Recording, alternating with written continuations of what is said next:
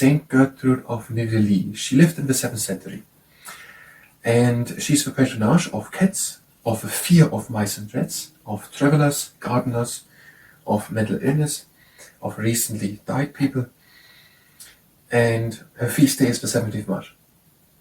She was 10 when she got the invitation to a noble marriage. Her father was Pepin I of Landen, and she declined, and also saying that no other one should marry her, she alone would be promised to Christ. Christ alone would be her bridegroom. Now, and when she was 13, her father died, and her mother then built a double monastery, and when she was 20, she became the abbess.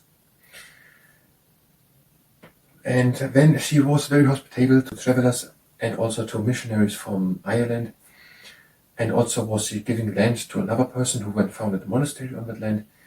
Now, but she was very weak from abstaining of food and sleep, and when she could no longer have office as abbess in her 30s, and she was then going just to do scripture studying and penance doing. She got weaker, and then she asked another person, superior in Fosse, when she would die, and when it was indicated that she would die the next day during the Holy Mass, and it happened so. She was 33 then, and that is the same age as Jesus had when he was crucified. The 17th March, on that day, some people who are doing gardening are looking how the weather is, and if it's good, they are then starting to plant. She's often symbolized in art with mice running up her staff, looking hopeful to her, and that represents people in purgatory or people looking for help from her. And there is something which some people say, which is that after people have died, they are 3 days on a journey to the next world.